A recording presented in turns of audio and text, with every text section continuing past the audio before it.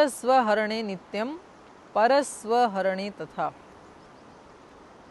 देवों का स्व भी हरण करता था। देवों का जो बड़े बड़े लोग हैं, जो दिव्य पुरुष हैं, विद्वान लोग हैं, तो जब मौका लगे तब तो उनका हरण कर लेता था। देव स्वहरणे नित्यम परस्वहरणे तथा। और ऐसे ही जो देवों से दूसरे जो सामान्य लोग हैं, उनका स्व भी, उनका धन भी, ऐश्वर्य भी हर लेता था। तो जो भी हाथ लग जाए, छोटा या बड़ा, उन सब का हरण कर लेता था। तेन पापान्यनेकानि कृतानि सुमहान्ति च। तो इस प्रकार से इसने अपने जीवन में अनेक बड़े बड़े पाप किए। अनेकानि सुमहान्तानि पापानि कृतानि। उस वधिक ने, उस व्याध ने अनेक बड़े बड़े पाप किए। न तेषां शक्यते वक्तुं संख्या वत्सर कोटिभिः।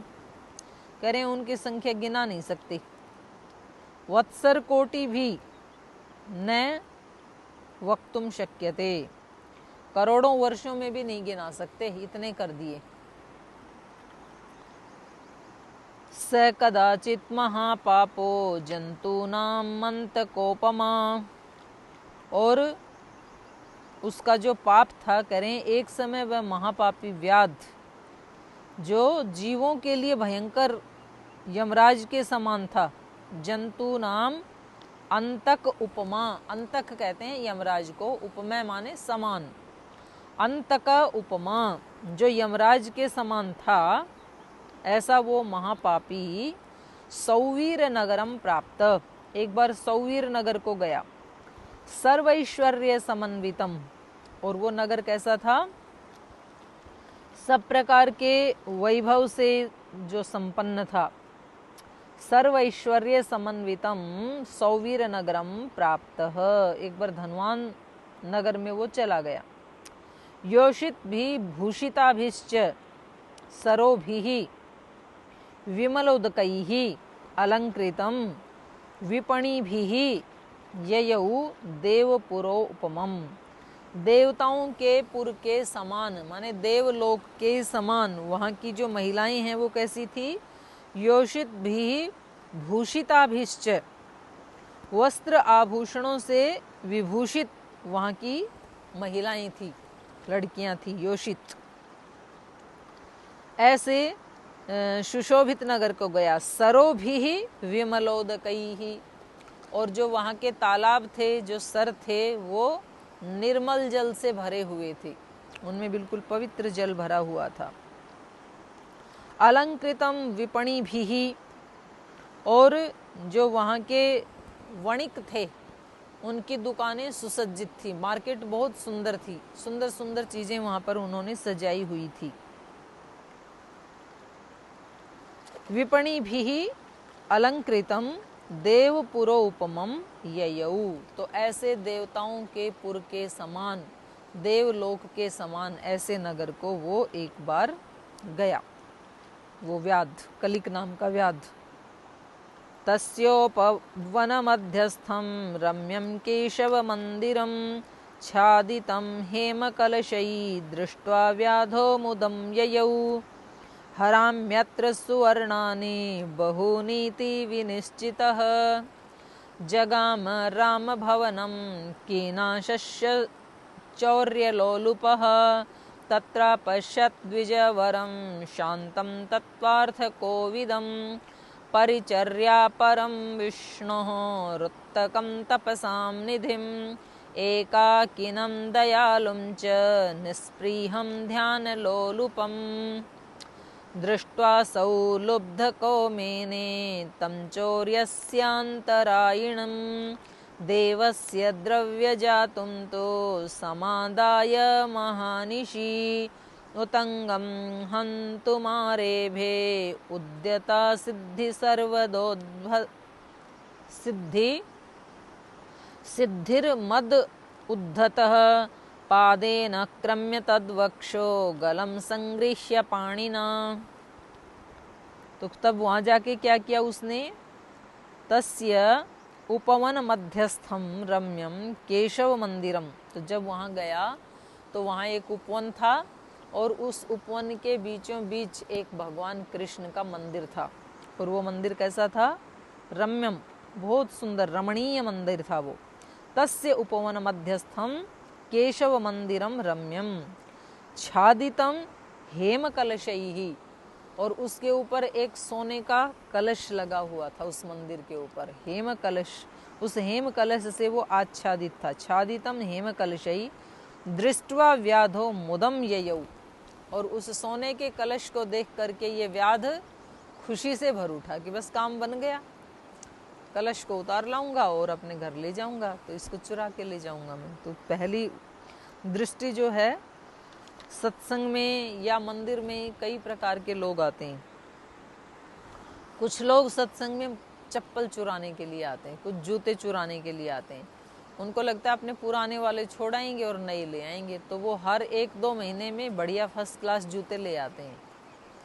कुछ लोग वहाँ जेब काटने के लिए जाते हैं कि कुछ नहीं करना, आराम से ध्यान में बैठो कि कोई किसी को लगे कि भैया तो कितना तल्लीन होकर के सुन रहा है, तो आसपास वाले सोचेंगे कि हम भी थोड़ा तो तल्लीन हो। और जैसे ही आसपास वाले तल्लीन हुए, उन्होंने आंखें बंद की, तो इधर से ये उनकी जेब काट के ये तल्लीन हो जाता है। कुछ लोग वहाँ केवल सोने के लिए जाते हैं कि कई दिन से नींद नहीं आ रही है, तो वहाँ जाके चलो 2-3 घंटे की नींद ले आएंगे। कुछ लोग इसलिए जाते हैं कि घर में और कोई आता ही नहीं, अकेले कोने में डाल रखा है बहू बेटों ने, तो वहाँ कुछ 10-20, 100-200 लोगों के दर्शन तो होंगे, कम से कम देख आएंगे। कुछ लोग इसलिए जाते हैं कि यहाँ हम इतने डिप्रेशन में हैं, इतना अंतःकरण भरा हुआ है शिकायतों से, तो यहाँ तो कोई सुनने वाला है नहीं, तो वहाँ कोई ना कोई तो पकड़ ही लेंगे नया, तो उसको पूरा सुना के आएंगे, खाली होकर के आएंगे। और कोई जाते हैं कि हम भले ही पढ़े लिखे नहीं हैं, लेकिन जहाँ वो कथावाचक आए हैं उनका पवित्र जीवन है, तो उनके दर्शन करेंगे, कुछ 1-2 शब्द घर में लेके आएंगे, हमारे जीवन में आएगा, तो कुछ ना कुछ तो कल्याण होगा। तो ऐसे अनेक अनेक कामनाओं से भक्तजन मंदिर में, आश्रम में या कथा श्रवण में जाते हैं।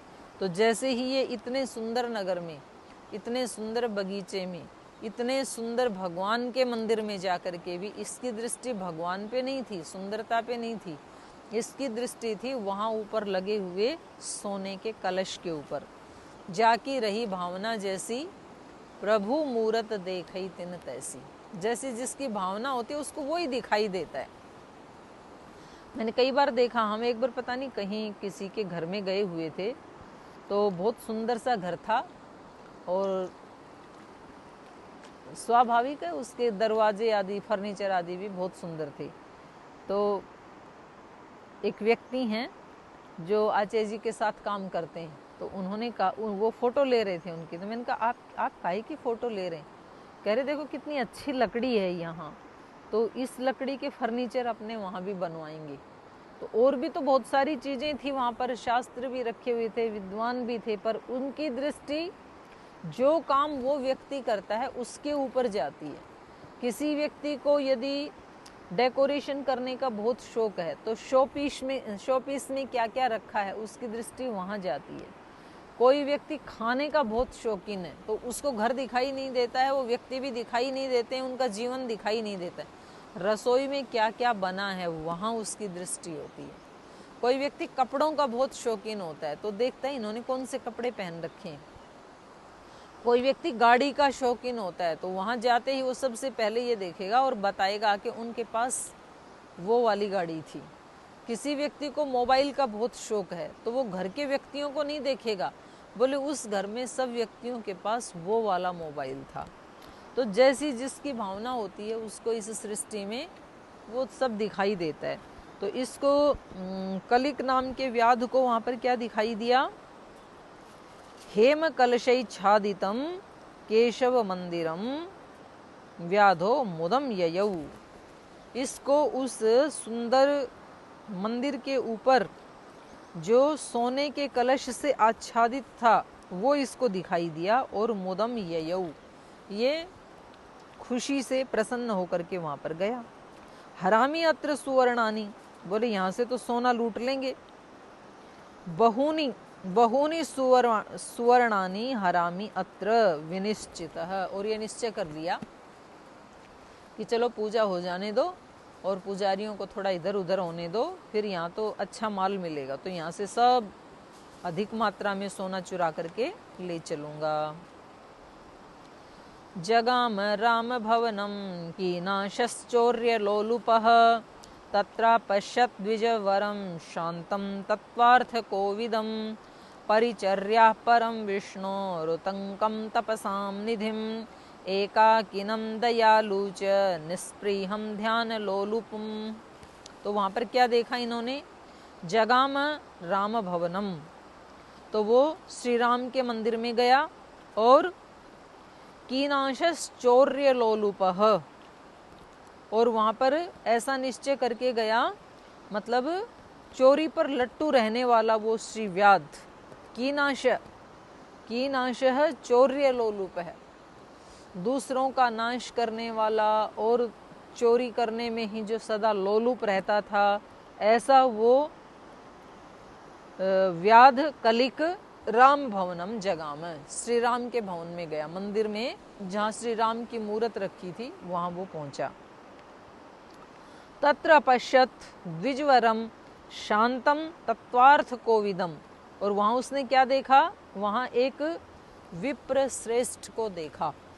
द्विजवरम तत्र अपश्यत, एक द्विज श्रेष्ठ को देखा। द्विज अपने आप में श्रेष्ठ होता है। द्विज का मतलब होता है दूसरा जन्म, और दूसरा जन्म होता है ज्ञान से। एक जन्म होता है माँ की कोख से, दूसरा जन्म होता है ज्ञान की कोख से।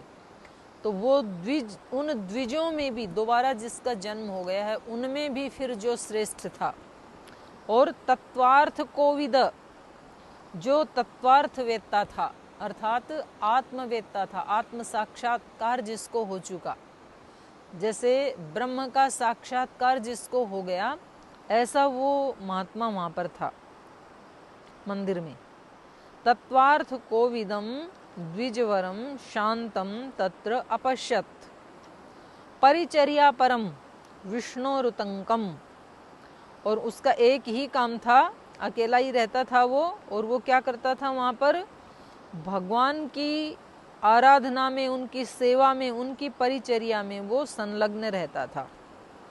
ऐसे उस महापुरुष का उन्होंने दर्शन किया। तपसाम निधिम, तपस्या का जो खजाना है, माने उसके हाव भाव से, उसके शरीर से, उसके व्यवहारों से, उसकी वाणी से ये परिदृष्ट हो रहा था, ये दिखाई दे रहा था कि ये कोई बहुत बड़ा कोई आत्मवेत्ता है, ये कोई ब्रह्मवेत्ता है, तत्ववेत्ता है, और इसके जीवन का एकमात्र लक्ष्य है श्री हरि की भक्ति, प्रभु की भक्ति ही इसके जीवन का लक्ष्य है। ऐसे उस महापुरुष को इसने देखा। एकाकिनम, अकेला ही था, तो चाहता तो उसको एक को मार करके सारा सोना लूट के ले आता, लेकिन उसके व्यक्तित्व का प्रभाव पड़ेगा इसके ऊपर। एकाकिनम दयालु च, बड़ा दयालु था। निस्पृहम, उसको कोई लोभ लालच नहीं था, निष्प्रिय था। ध्यान लोलुपम, ध्यान में ही उसका मन लगता था, जब देखो ध्यान लगा के बैठ जाता था, या तो अपने प्रभु की परिचर्या करता था, सेवा करता था, या तो ध्यान में लीन हो जाता था। उसको कोई स्पृहा नहीं थी, कोई इच्छा नहीं थी, लालसा नहीं थी, क्योंकि जिस व्यक्ति को आत्म साक्षात्कार हो जाता है उसके लिए तो ये संसार रहते हुए भी नष्ट हो जाता है। कृतार्थम प्रति नष्टम अपि अनष्टम तद अन्य साधारणत्वात्, ऐसा योग दर्शन में कहा है। महर्षि पतंजलि कहते हैं कृतार्थम प्रति नष्टम, जिसने अपने अंदर उस सुख को पा लिया उसके लिए ये बाहर सारा नष्ट जैसे हो जाता, प्रलय जैसे हो जाता है। उसके लिए होते हुए भी वो होता ही नहीं है, वो उसको आकर्षित नहीं करता है। तो ऐसे व्यक्ति को कहते हैं कृतकृत्य। जिस प्रयोजन के लिए वो आया था वो प्रयोजन उसका पूरा हो गया, और जिनका प्रयोजन पूरा नहीं हुआ उनके लिए बना रहता है। तो ऐसे व्यक्ति को इसने देखा, कलिक ने। दृष्ट्वा सौलुब्ध कौमेने तम चौर्यस्य तरायिणं देवस्य द्रव्यजातं तु समादाय महानिशि। तो कह रहे हैं दृष्ट्वा असौ लुब्धकः, वहां पर उपस्थित देख व्याध ने उनको चोरी में विघ्न डालने वाला समझा। दृष्टा असौ लुब्धकः मैंने तम चौर्यस्य अंतरायणम, चोरी के लिए अंतराय है ये, चोरी के लिए बाधक है ये, इस व्यक्ति को यदि मैं नष्ट कर दूं, इसको यदि मैं मार दूं तो फिर चोरी में कोई बाधा नहीं है, आराम से लूट के ले जाऊंगा। मतलब उसको वहां कोई ऋषि दिखाई नहीं दिया, उसको कोई भक्त के दर्शन नहीं हुए, उसको वहां किसी आत्मवेत्ता के दर्शन नहीं हुए, क्योंकि उसके लिए भी आंख चाहिए। तो कई बार ऐसे होता है कि हमारे आसपास अच्छी चीजें होती हैं, अच्छे लोग भी होते हैं, लेकिन हमारे अंतःकरण की अशुद्धि के कारण वो हमें दिखाई नहीं देते हैं। हमारी दृष्टि कहीं और ही होती है, जो हमारी आंख पे चश्मा लगा हुआ होता है हम वैसा ही देखते हैं, हमें वो दिखाई नहीं देता है। वरना तो कण कण में भगवान है और उसको देखने के लिए मन बुद्धि सब कुछ सारा हमारे पास सामान है। क्या हम आज तक देख नहीं पाते? अवश्य ही देख पाते, लेकिन क्योंकि हमारे वो सारे साधन दोषों से ढके हुए हैं इसलिए हम उसको देख नहीं पाते। तो ऐसे ही यहाँ पर इस कलिक नाम के व्याध ने भी क्या देखा कि चोरी करने में ये बाधक है, अंतराय है। दृष्ट्वा असौ लुब्धको मैंने तम चौर्यस्य अंतरायणम देवस्य द्रव्य जातम तु समादाय महानिशी। तो कहा कि चलो कुछ ना कुछ तो करते हैं। और जैसे ही रात हुई, जैसे ही वो समाधि में गया, वो आत्मवेत्ता, वो जो पुजारी था, तो इसने क्या किया, देवस्य द्रव्य जातम, उस देवता का जितना भी द्रव्य था, जितना भी धन था, भगवान राम का जितना भी धन था, उसको समादाय, उसको लेकर के महानिशी उस महान रात्रि में और चला गया। देवस्य द्रव्य जातम तु समादाय महानिशी दृष्ट्वा असौ लुब्धको मेने उतंकम हन्तुमारेभिः उतंकम हन्तुमारेभे उद्यतासिर्मदोद्धतः पादेनाक्रम्य तद्वक्षो गलं संगृह्य पाणिना। तो क्या किया उसने, उतंगम हंतुम आरेभे, उस मदोन्मत्त व्याध ने उतंक मुनि को, उस मुनि का नाम था उतंक, हंतुम आरेभे उद्यत सिर मदोदहतः, उद्यता सिर मदोदहत माने हत्या का आवेश जिसके सिर पे चढ़ा हुआ था, कहते हैं ना कि इसके ऊपर तो मौत का भूत सवार हो रखा है। तो ऐसा जो वो उद्यत था उसका वध करने के लिए, उसने उतंकम हंतुम आरेभे, उस उतंक नाम के मुनि को मारना शुरू किया। पादेन आक्रम्य तद्वक्षो गलम संगृह्य पाणिना, पैर से क्या किया, एक पैर से तो माने अपने एक पैर से तो उसको दबा लिया और हाथ से उसका गला पकड़ लिया, और तद्वक्षो गलम संगृह्य पाणिना, और पाणिना हाथ से संगृह्य तलवार को उठा करके उसको मारना शुरू किया। उसको पटक दिया, पैर से उसको दबा लिया और एक हाथ से उसका गला पकड़ लिया और अपने दूसरे हाथ से तलवार को उठा करके उसको मारना प्रारंभ किया। हंतुम कृतम अतिम व्याधम उतंगो प्रेक्ष्य चाब्रवीत, उतंग ने देखा, उस मुनि ने देखा कि अरे ये तो मेरे को मारना चाहता है, मैंने तो सोचा था ये कोई अतिथि है, लेकिन ये तो मुझे मारना चाहता है। हंतुम कृतम, हंतु कृतम अतिम व्याधम, हंतु कृत मति है जिसकी, मारने की इच्छा है जिसकी, ऐसे उस व्याध को उतंकः प्रेक्ष्य, उस आत्मवेत्ता मुनि ने देखा और अब्रवीत च, और उससे बोले, उनसे कहा, भो भो साधो वृथा माम त्वं हनिष्यसि निरागसम मया किम अपराधम ते तद्वद त्वं च लुब्धक। कृतापराधिनो लोके हिंसा कुर्वन्ति यत्नतः न हिंसन्ति वृथा सौम्य सज्जनाप्य अपापिनम। तो देखो वो कितना साधु है। उसने कहा भो साधो, हे भले आदमी, हे भद्र पुरुष। जो खुद भद्र पुरुष है उसको दूसरा भी भद्र पुरुष ही दिखाई देता है, और जो खुद चोर डाकू लुटेरा है उसको दूसरा व्यक्ति भी वैसा ही दिखाई देता है।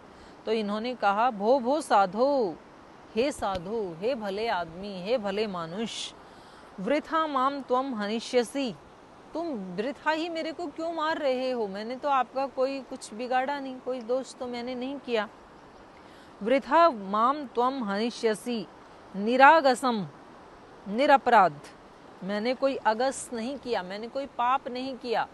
तो मैं, जब मेरा कोई दोष ही नहीं है, मैंने कोई पाप ही नहीं किया, तो आप व्यर्थ ही मुझे क्यों मार रहे हैं? मया किम अपराधम ते, मैंने आपका क्या अपराध किया? तद वद, वो मुझे बताइए।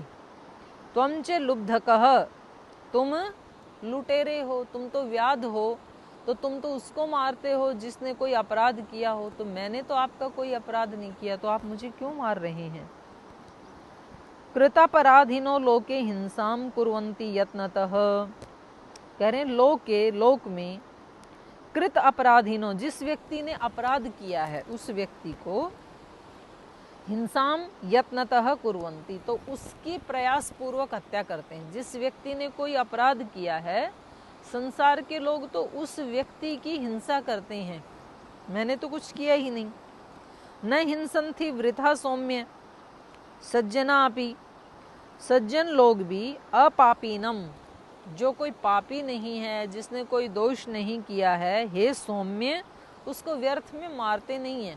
ये उसको सौम्य कह रहे हैं, ये उसको साधु कह रहे हैं कि, और इसकी मतलब इतनी भद्रता से बात कर रहे हैं कि भाई मैंने तो कोई पाप भी नहीं किया और मैंने आपका भी कोई अपराध नहीं किया, तो आप मुझे क्यों मार रहे हैं? जो भद्र पुरुष होते हैं, जो सौम्य पुरुष होते हैं लोक में, वो या तो किसी पापी को मारते हैं, और या तो उसने हमारे प्रति कोई अपराध किया हो उस व्यक्ति को मारते हैं। तो दोनों में से मैंने तो कुछ भी नहीं किया, तो आप मुझे क्यों मार रहे हैं?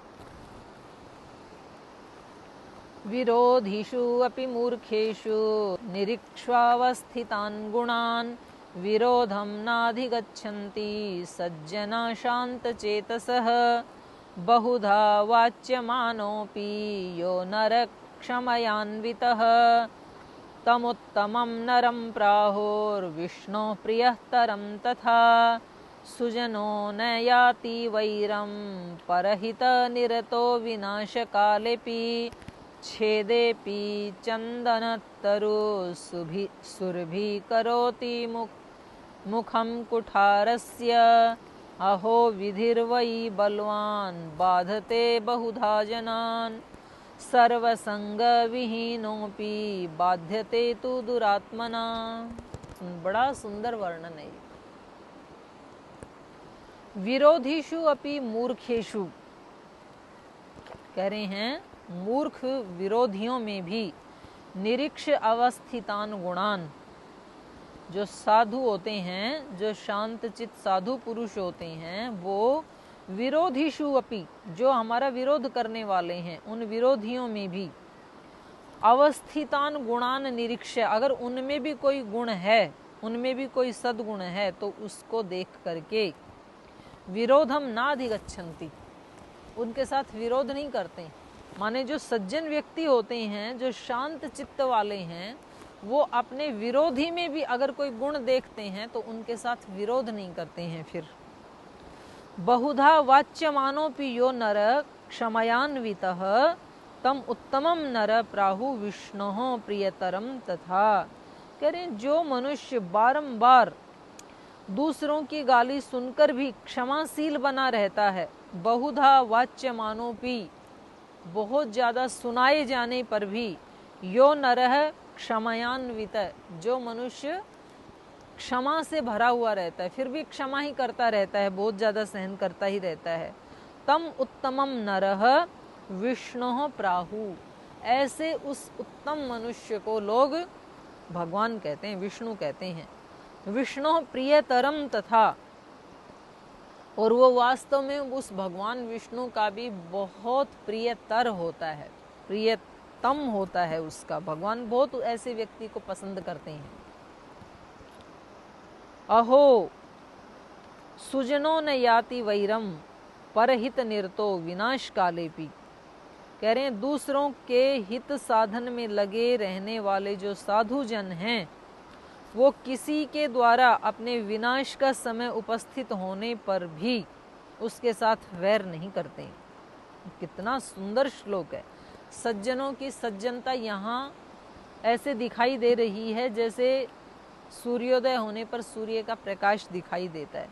जो वास्तव में जो सज्जन हैं उनके साथ कोई वैर कर लेता है और उनका विनाश करना चाहता है तो भी वो अपने धर्म को नहीं छोड़ते हैं। जैसे छेदे अपि चंदन तरु, कोई चंदन के वृक्ष को काटता है, माने उसके ऊपर प्रहार करता है कुल्हाड़े से, उसको कष्ट देता है, तो भी सुरभि करोति मुखम कुठारस्य, वो कुल्हाड़े के मुख को सुगंधित कर देता है। उस कुल्हाड़े के ऊपर भी उस चंदन की सुगंध आ जाती है, माने अपने गुणों से उसको भी विभूषित कर देता है। तो ये बहुत ही सुंदर प्रसंग यहाँ चल रहा है। शेष कल पढ़ेंगे, और अभी थोड़ा सा बचा है 2 अध्याय, उसके बाद फिर हम मूल रामायण का पाठ शुरू करेंगे। तो आज हम यहीं पाठ को विराम देते हैं, समय हो गया, शेष कल करते हैं।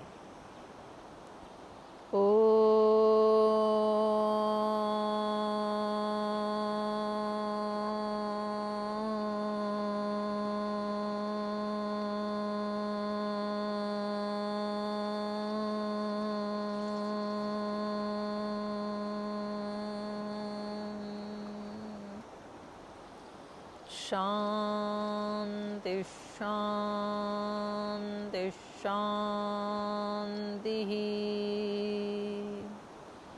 श्री